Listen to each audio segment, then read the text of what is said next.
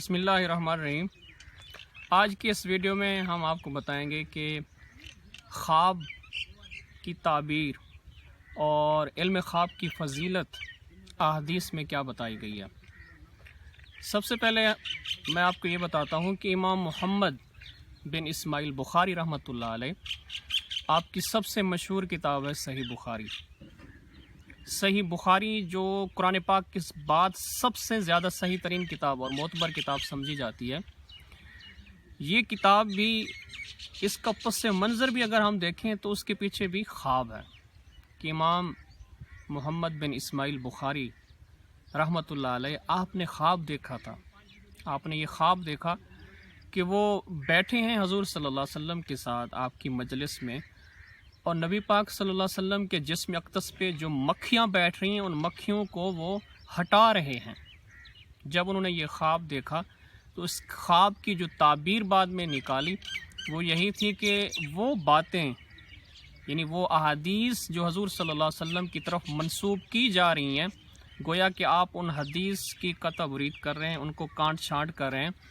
اور آپ وہ چیزیں جو نبی پاک صلی اللہ علیہ وسلم کی طرف منسوب کی جاتی ہیں اس کی اتھینٹسٹی، بھئی کیا یہ صحیح حدیث ہے یا صحیح نہیں ہے۔ تو امام محمد بن اسماعیل رحمۃ اللہ علیہ نے آپ نے ارادہ کیا کہ میں ایسی کتاب مرتب کروں جس میں تمام کی تمام احادیث صحیح ہوں، یعنی جس میں کسی بھی محدث کا اختلاف نہ ہو کہ یہ حدیث ہے یا نہیں۔ تو اس کے بعد امام محمد بن اسماعیل بخاری رحمۃ اللہ علیہ نے ایک بہت بڑے مجموعے سے لاکھوں احادیث سے آپ نے ایک کتاب مرتب کی جس کو صحیح بخاری کہا جاتا ہے۔ اور اس سے یہ بھی معلوم ہوا کہ خواب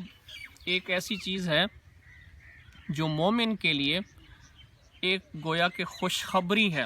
اور یہ حدیث میں بھی آیا ہے کہ اس کی جو فضیلت بیان کی گئی ہے اس فضیلت کے اندر آتا ہے، حدیث کے اندر یہ حضرت ہشام بن عروہ وہ روایت کرتے ہیں۔ آپ فرماتے ہیں کہ حضرت عبداللہ بن عباس رضی اللہ تعالیٰ عنہ آپ کا یہ قول ہے کہ پہلی نعمت جو اللہ تعالیٰ نے اپنے محبوب صلی اللہ علیہ وسلم کو عطا فرمائی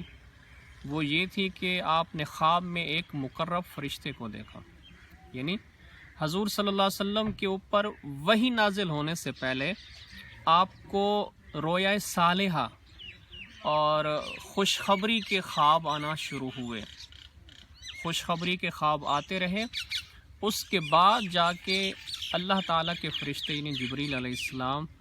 وہ اپنی اصل حالت میں آپ کے آنکھوں کے سامنے آئے، اس سے پہلے وہ آپ صلی اللہ علیہ وسلم کو خواب کی شکل میں آتے رہے۔ اسی لیے یہ حدیث میں آتا ہے کہ آپ صلی اللہ علیہ وسلم نے فرمایا کہ الرؤیا جزء من 46 جزء من النبوہ،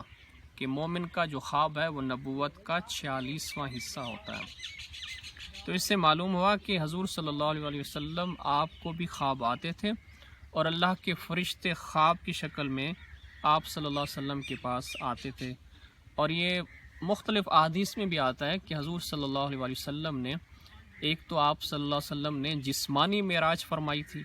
کہ اپنے جسم مقدس کے ساتھ آپ صلی اللہ علیہ وسلم آسمان پہ تشریف لے گئے اور آسمان سے اوپر آپ نے نظارے دیکھے۔ اس کے علاوہ حضور صلی اللہ علیہ وسلم نے کئی دفعہ خواب کی حالت میں بھی آپ نے معراج فرمایا۔ یہ چیزیں انشاءاللہ وقتاً فوقتاً میں بتاتا جاؤں گا،